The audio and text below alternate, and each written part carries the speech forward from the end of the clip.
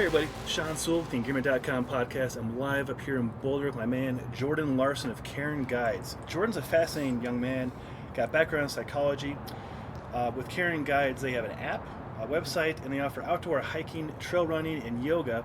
And he has a lot to share about therapy and mental health in the outdoors. Mm-hmm. So thanks for being on the show, Jordan. Thanks for having me, Sean. My pleasure. Yeah.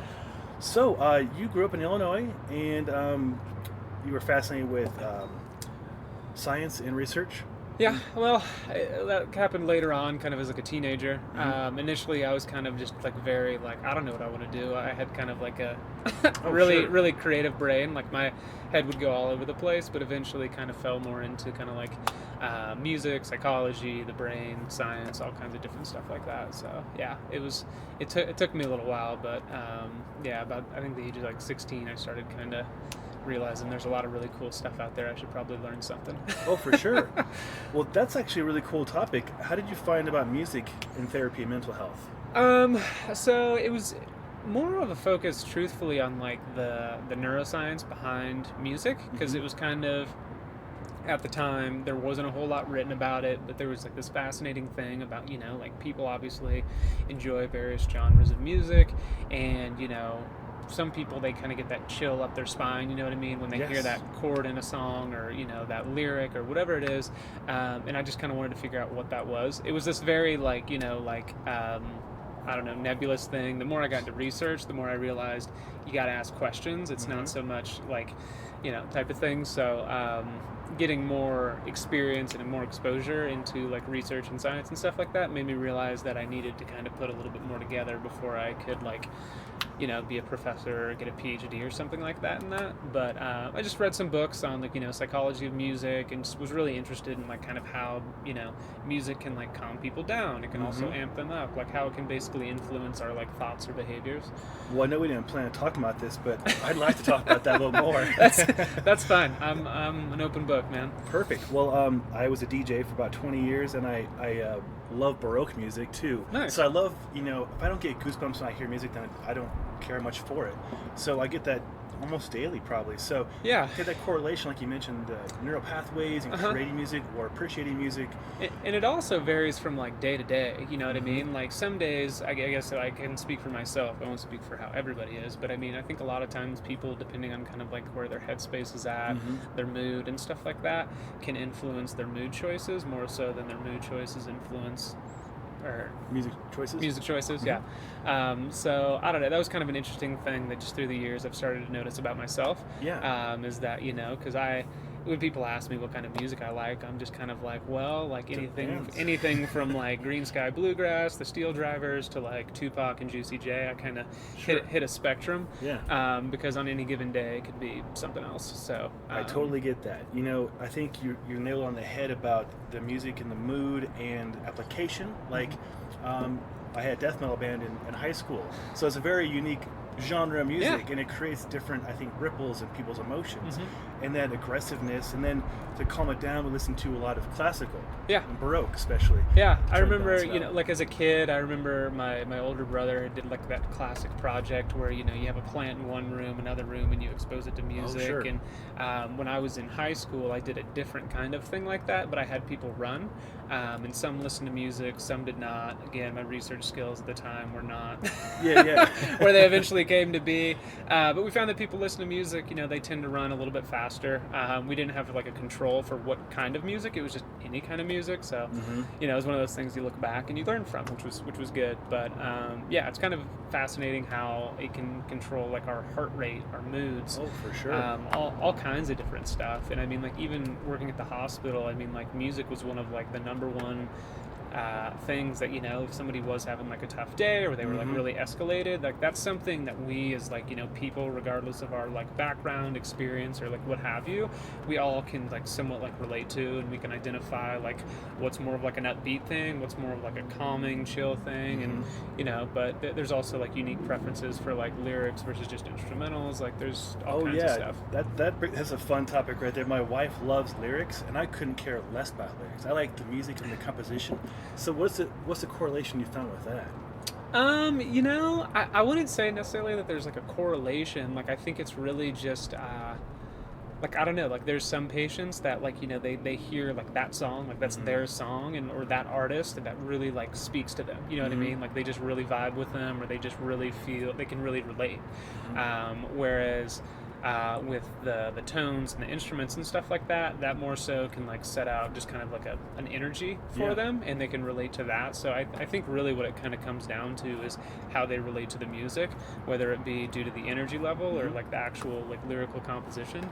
But it's a case by case thing. Yeah, to each their own, right? Yeah. Exactly. Yeah. So I can't say that there's like a correlation. But I was stretching right there. I was trying to find something because as a DJ, I you know, it was my job to create an energy source for the evening, and it would be from like 9 until 1, and then I would go do it at a different venue from say 2 to 5, and you can imagine people from 2 to 5 run some different. Yeah, things. you gotta pace that the right way. You do. I found like 130 to 133 BPM for dance music. I could make people dance all night long, depending also what other things are on besides alcohol. Yeah, I would change if I go for jungle or drum and bass, or absolutely, you know, it's case by case situation, like you mentioned. Well, that's a fun segue. I like how we started this.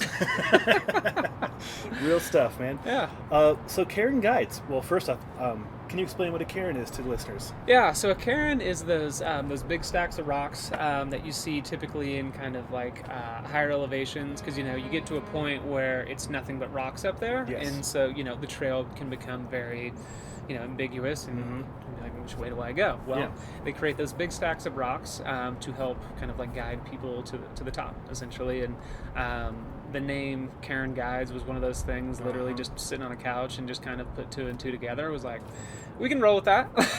It's great. It's a double entendre for you. Exactly. Yeah. Exactly. Because it also sounds like caring. You know what I mean? Some people mispronounce it and they like add like a Karen like type of thing to it, but it's just Cairn. Yeah. It was kind of like a play on words, and we're like, it's the type of thing that we feel like is potentially like brandable. So it's not just like, you know, like Colorado Guides or something like that. And so because ultimately like the big idea is that we do create like a large network of not only guides but like a community of people that, like, you know, whether they go to California or Sweden or like whatever, like Cairn Guide is essentially like the what pops in their head when they're like, hey, I'm in this like really adventurous place, I wonder what there is to do here. Rather than scrolling through the encyclopedia of trails and everything like that, you can just connect with a person, and you can just like, I mean, today I posted a thing on our social media that was like explore more, stress less. Yeah. We try to make it as simple as you just show up, you know what I mean? It's a lot easier to talk to somebody over the phone about kind of like, what gear do I need? What's the trails like? Any special request? Like some people come out and they're like, hey, like I kind of have this respiratory issue, like is that going to be a problem at this elevation? And you know, being able to talk with somebody and really game plan for something like that just ahead of time makes it so much more fun when you're out there. You're not running into that like, oh, this was an awful experience. I mean, like everybody has that one story where they, you know, went out, did that trail or did that climb or whatever, and they were like, it was not what I was expecting. And so Cairn Guides try to kind of like fill that void by really being like a resource to people, because like there's times where people are like, hey, like I'm here, like I hike all the time and everything like that, but I just see there's a lot of hikes in like Boulder or whatever.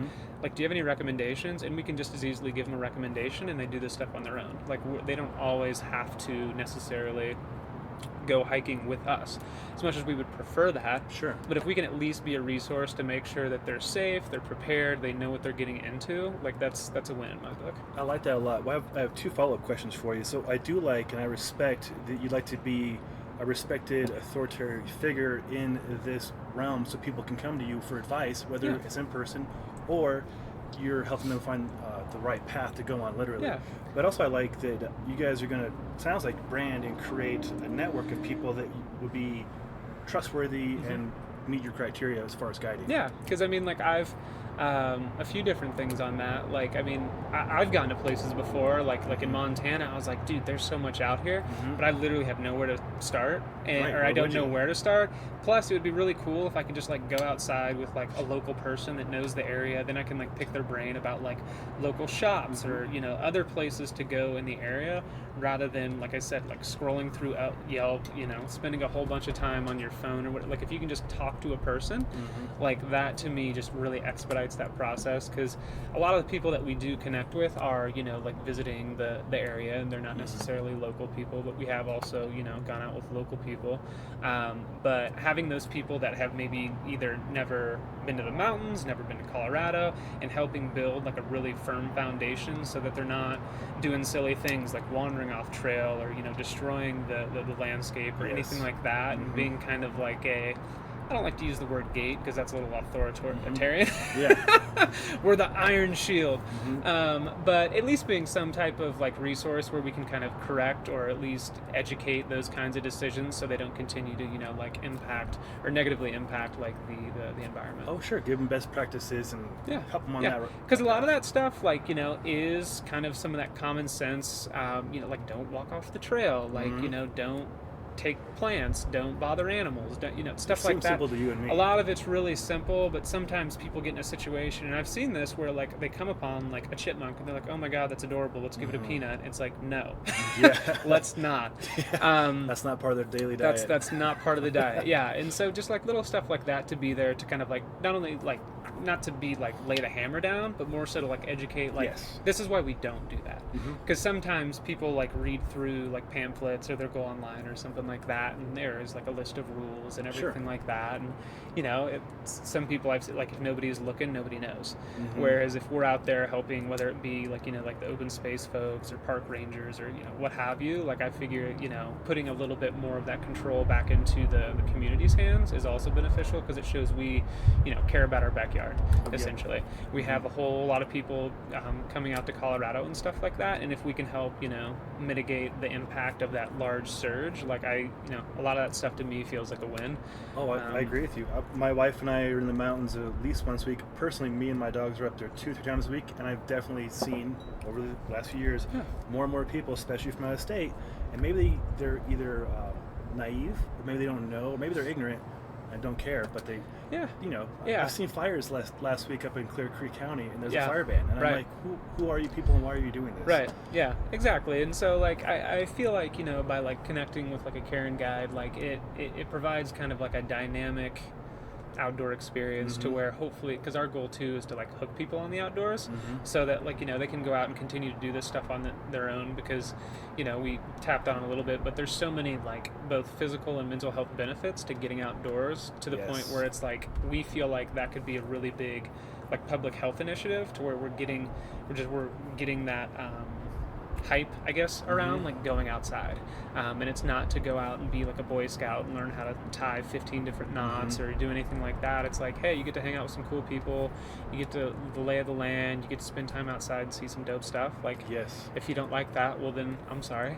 Don't know how to help you. I don't know how to help you. Maybe you should move to like Kansas or something. No, I'm with you on that. I mean, I know from my background in health and fitness, getting my people I work with, my students, my clients outside is like one of my great joys, seeing them appreciate it on whatever level it is, whether it's a mild walk around a lake or whether it is backcountry skiing.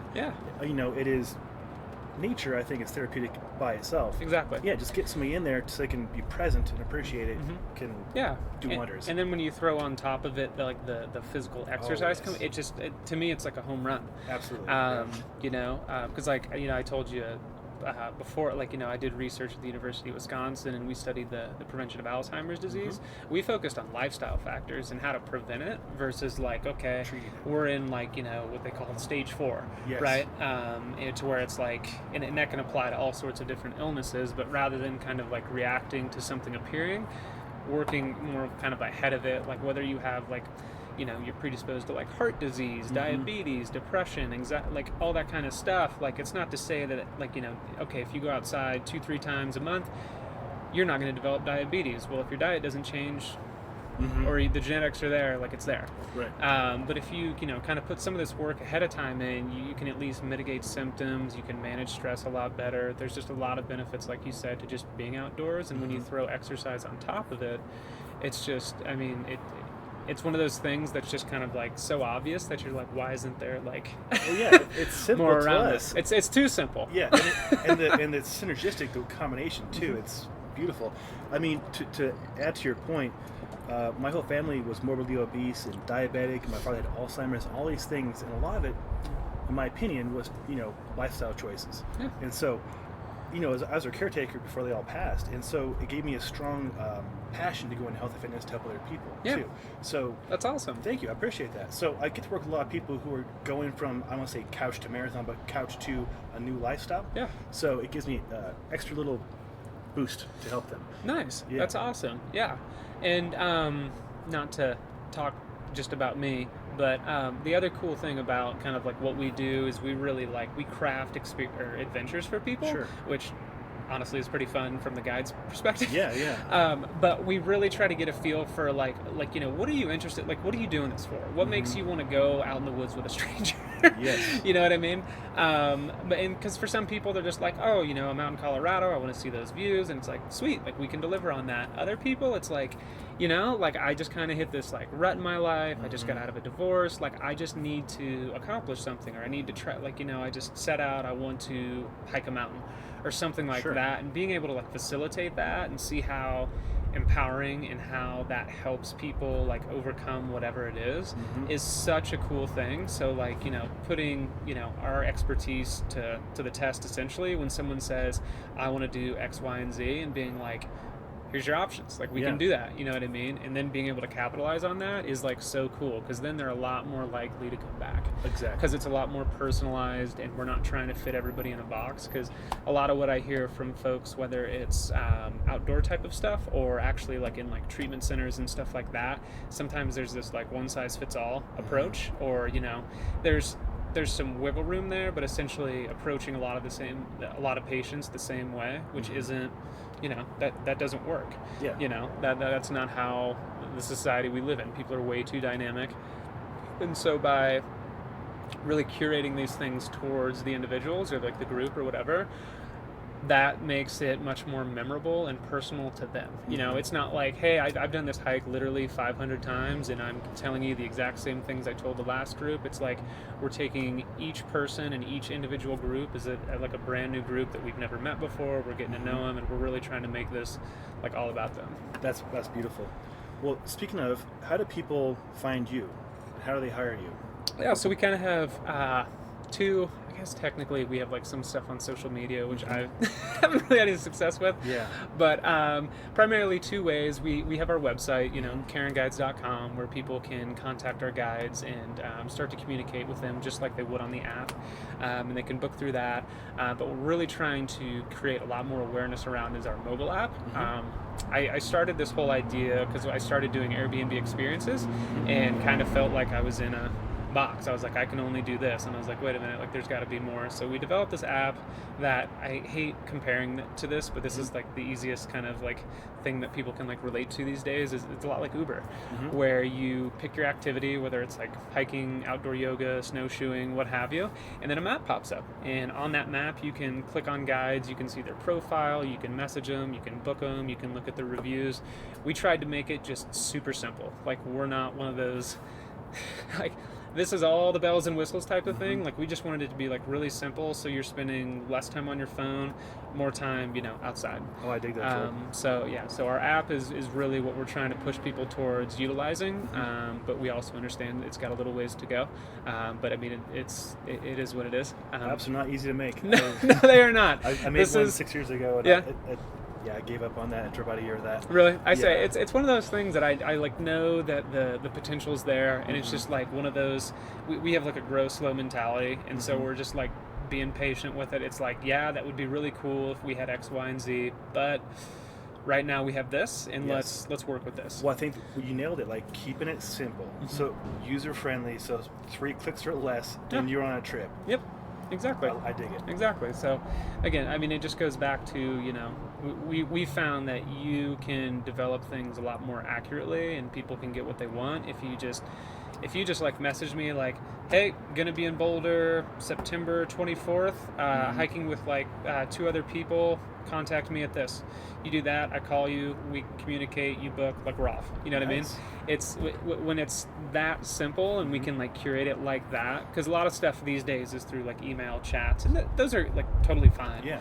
But I've just found it's a lot easier to also address some of their anxieties, because over email, sometimes it's really hard I'm nervous about these 15 things. Yeah. You know, when really it could just be one thing that's kind of also feeding into that. But by just getting somebody on the phone and being able to talk about, like, you know, do you have any questions, like anything at all, like there's like, you know, really try to ease that, because I think there's a little bit of a intimidation factor when it does come to like mountains and the outdoor world and stuff like that. And so we're really trying to kind of remove some of that to where it's like much more approachable, much more accessible, cost effective too.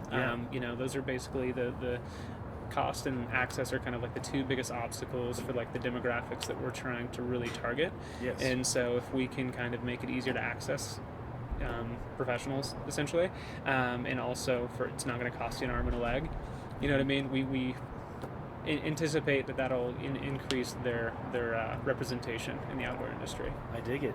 So it sounds like it's easier for people to use the app, find the right service. Well, speaking of services, you offer hiking, trail running, and outdoor yoga. Yep. That's great. Yep. We don't have any yoga studios. We go outside. And the other cool thing about our guides is that I found a difference between kind of like us and a lot of the, I guess, like quote unquote competition, is that we go out with every single one of our guides. Like we kind of like drill them on like what's their knowledge, like if somebody was coming up with you this versus this, and really try to make sure that they also have kind of like a personality that's kind of like what we want out there. You can have all the knowledge in the world, but if you like kind of come off as like abrasive or know-it-all and just different stuff like that, like that's not really the vibe that we're trying to put out there. Back to our music chat. Yes. I like that.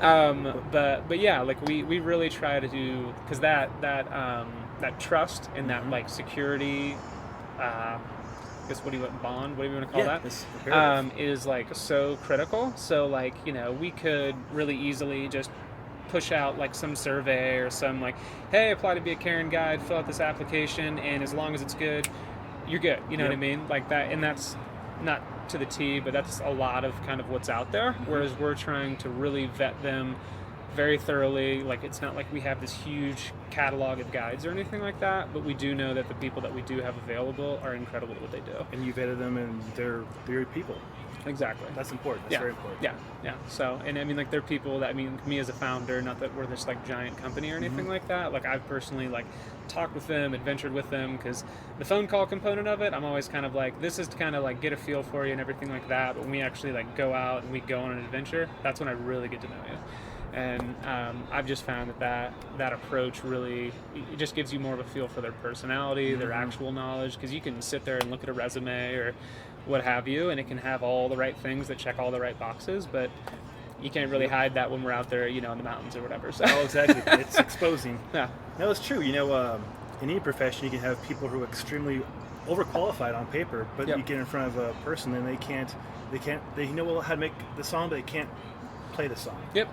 Or if you like kind of throw them a curveball, then all of a sudden it throws them off and they can't get it back together. Yep. That's another big thing. And I think some of that, like, just outlook like really came from working at the hospital, because I mean we got thrown curveballs left and right. Oh, I bet. And the people that were most successful, I found, could kind of like take themselves out of the situation, whatever just happened, take them out of it, ground themselves, then go back and treat the patients just like any, like, you know, like it's like a reset button type of thing. Well, your background, I think, is extremely helpful for, you know, making the hiking in the mountains more accessible to people who might be reluctant or nervous to do in the first place. Yeah. So that's really cool. Speaking of your background, you've worked in mental health for a long time. I think it's about 10 years now. Yeah. Yeah. If I can do the math, right? Yeah. So you're experienced. Yeah. I say I've seen my fair share of various facets of mental health. Yeah. Absolutely. So, do you have people who reach out to you because of that specialty? Or would you like people to know about that so they can reach out to you? You know, it's really interesting, because like we'll have some people like, they'll be like, well, are you trying to kind of like get people with like mental health issues like incorporated in this, or are you trying to kind of like advocate for people's mental health? And to me, it's kind of all of that. Like, you know, like I was saying earlier about the preventative thing, like nobody's perfect, right? Nobody's brain is ticking at, you know, 100% and just flawless, everything like that. So we really try to just make it this very inclusive type of thing to where it's like, oh, we only take adolescents, or we only take people who are depressed. Like we want, even if you're healthy, it doesn't matter. You know what I mean? We're trying to get you outside. So say, you know, because not a lot of people like to say, I have, you know, a mental illness. Sure, there's still a stigma attached to it, and people are afraid of that. Right, but if we can at least just like make it that like this isn't about like, okay, this person's an alcoholic, this person has anxiety. Like we're not making it about that. It's more about instilling like a healthy lifestyle in people regardless of that, so that they can really start doing these types of things. I've had people say like, you know, in groups before, I used to hike all the time, but I haven't been out in 15 years. It would be really cool if I could kind of like get back into that. So maybe we're kind of like a springboard for that. They just need that next step. For other people, you know, they just like moved to Denver, they want to get out in the mountains, they see it all the time but have no idea how. We're like a pretty dynamic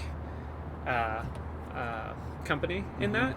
We're not just kind of like, we just do this, you know. I like that. Okay. We really have like guides that can kind of adapt based on, again, to what they're interested in seeing, experiencing, because like the mental health benefits and everything like that is, I mean, that comes with just being outside, and so having somebody that can facilitate a really like positive and memorable experience, like that's, whether it be your self-esteem, your thoughts, your behaviors, your lifestyle, it can impact a lot of different things without having to run like a formal therapy session or group or anything like that.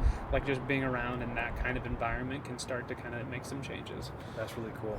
No, I definitely agree with you. You know, I spend a lot of time outside with a lot of people. We all go through stuff, and one of my favorite things to do is listen to people deeply talk about things, especially when we're camping. I take people camping at least once a week. Nice. And year round too, which is, I love winter camping. Nice. It's a lot of fun. You know, people like, after the initial facade, like, they open up and things are fantastic, and a lot of growth happens. Yeah, it's super cool too, especially when, like, you know, like a lot of times I'm meeting these people for like the first time. We'll, you know, say go for like a hike and everything like that, and we get through like that initial like uphill, we made it to the top thing, and it kind of works like a bell curve in a way. You kind of go through the exhaustive process of it, you catch the views, and on the way down people start to like relax a little bit, and they really can kind of open up to you. And I mean, the conversations that I've had with people are just like remarkable. Because you just really get to see like the real them, you know. Like this isn't some circus act where I'm like, you know, honking this horn and doing this with whistles and all this like shenanigans. It's like, no, we're just trying to be like real people, get you outside, provide you some education, and provide you a platform where you can actually talk about whatever you want. You know, and for some people they're really reluctant to do that, but like I've found that, I don't know if it's because they're tired or what, but eventually people do. They just kind of like open up, and once they take that initial step and they see that like, oh, like I'm not going to get bashed for this, or this isn't awkward, or you know what I mean? Like that can really start to make some changes in their thoughts about how people feel about them. Or just like how they can, you know, be vulnerable, and just different stuff like that. I mean, it just happens so naturally out there. Like it's like we don't have like a template by all means, or all right, you know, at mile 2 we're going to talk about cognitive distortion. You know, it's not like that. Like that's kind of the fun thing about it. In groups, when I worked at the hospital, they were very shoot from the hip. They're like, all right, this is the general like outline, and I can follow that, but if like the conversation flows, and this is someone who's been like nonverbal for like a week, but all of a sudden they're talking about their feelings or talking about sentences that actually connect, we're gonna run with that. You know what I mean? Like that's, I don't care if they're talking about what they ate for dinner 6 years ago. If they're connecting sentences and they're feeling comfortable talking, let's go. So a lot of this stuff just happens really organically, and it's just really cool to be a part of, just because it always catches you off guard. Like the last moment you would expect it, all of a sudden somebody's going on about, I don't know, like their experience with like a partner, or talking about some kind of trauma, or I mean, they just, you know, and we don't have to force it, you know, which is the other cool thing, is because I feel like sometimes when people are in like mental health treatment, whether it be like outpatient, inpatient therapy, stuff like that, there's that, okay, you were here for your mental health issues, let's talk. Whereas with this, it's like, we're kicking it outside, we're going to see some dope views, I'm just going to get to know you just as is, because I've never met you before, and then throughout this process, we're probably going to learn something about one another. I dig it. Well, and I think in your office setting, your mountains, right? It's cool because say you went to a regular therapy session, or where 40 minutes in, the therapist is looking at you like, okay, what's the progress we've made, and whereas you're actually in a beautiful setting in the first place. Mm-hmm. Yeah. And then if a breakthrough happens or an epiphany or something happens, then it happens. And exactly. You double down on it. It's funny you mentioned an office. So yesterday we had a hike with this guy, and he calls me and he was like, I can't find your office. Like, I'm here, but I can't find your office. And I was like, we're not that cool yet. We're everywhere. We're everywhere. But yeah, and I've noticed too that in the past, I don't know when it started, but they've started to have some, like, I don't know if it's therapists or doctors, but they'll like walk around with them rather than being in the more formal setting, which I think is really cool. We're hoping that this whole like concept and everything like that eventually does lead to like what I call nature prescriptions. Mm-hmm. And a lot of times when people hear that, they're like, what's a nature prescription? And essentially it's just as if you like went to the doctor, they saw, okay, your blood pressure is significantly increased over the past 3 months or something like that. Like, we think you need to exercise a little bit more. Here's a nature prescription to Cairn Guides. You'll want to connect with them for the next month or so, and we're going to see what your blood pressure does, something like that. And then on the flip side of like the mental illness stuff, like we noticed your son is starting to experience signs of anxiety or thoughts of suicide or whatever it may be. And being like, we would like them to spend more time outside, be in like a social setting, because sometimes they isolate, and it's really easy to do that. So if you rather than, okay, I'm going to therapy, or I have to go spend at least 3 days at a behavioral health hospital, it's like, hey, you gotta go climbing. You know what I mean? And you get to be around kids your age, or you get to go hike with like somebody who you've built some kind of rapport with. Like that's my like dream of how it kind of like works. And I like your dream. The other real cool thing would be if insurance could kick the bill. That'd be but awesome. That's a whole dynamic issue I'm not even prepared to go down. No, I wish they would cover that too. But that is kind of like the big idea, and kind of like what I want to do is kind of create nature prescriptions essentially for people, and be like that company where people can go to, trust, and know that they're gonna see some. Because the other thing about when you get into that realm is like outcome, what do they call it? Outcome results. I don't know. Insurance companies and stuff like that are very outcome motivated. Oriented. And so like, if they were to say to write this nature prescription, what is it we're going to see from this? And so there's all kinds of like, things that could come up and be like obstacles and stuff like that. But I figure, like there's countries, over in like the UK that are doing it. And so I was like, why can't we? Why can't we? My health background too in fitness, I like to think of exercise as an antidepressant, and I've experienced anxiety and depression myself, and I know if I don't exercise or don't get outside, it exasperates. So I know for myself, and I know from people I care about and people I work with, how much it helps, especially outside. So I really, for everybody's sake, I hope that we can find a way to get nature prescriptions. I hope so too, because like I said, it's just one of those things that's so simple, but I feel like part of it, like, we live in kind of like a treatment-oriented or like a reaction type of society. And so having the thought process, like, how do we prevent this versus how do we treat this? It's starting to change quite a bit, actually. I've kind of started to notice, but still got a long ways to go. But I'm hoping that the nature prescription thing can kind of be where Cairn Guides lands and can really kind of make a big impact on the world. So. Absolutely. Well, I really hope for your sake and everybody's sake too, Jordan, that works out. So Cairn Guides, where are you guys located at currently? So we're currently based out of Boulder, and we're really trying to work on kind of expanding our services throughout the state of Colorado. We've been talking with a few guides in a couple different areas like Breckenridge, Grand Junction, Durango, because Colorado has so much cool stuff. Yes. Starting here in Boulder, it's just kind of like where I live, and the mountains being right there, it just kind of makes sense. So we're starting here in Boulder, and we also got a guide up in Fort Collins, but we're really trying to kind of expand through Colorado to kind of really get our gain some traction and get some notoriety and stuff like that. But currently we're just out of here in Boulder, and we're hoping that we can really expand our services. So if there's people that are listening that are like really passionate about the outside mental health, get a hold of us. Well, I think that'll happen pretty quickly here. Yeah, because we're really just trying to broaden our or add variety to Yeah. our services, because starting with those kind of like lower risk activities like Sure. hiking, trail running, snowshoeing, and the outdoor yoga stuff. We just want to start there and eventually kind of get a little bit more traction, and because we would like to start out to get into those other activities like rock climbing, whitewater rafting. I don't know about that's a little much, but like skiing as well, snowboarding, that kind of stuff. But we're starting kind of with the more low risk activities and just trying to hopefully things work out, be kind of like a worldwide thing. But we also got to get permits and everything like that for people, so we're learning to kind of how to strategize That for can be that. tricky. We have 17 riders on our team for Engearment. We have like 3 of them are rock climbing guides, and 2 are like backcountry ski guides, and we have a lot of woofers on the team.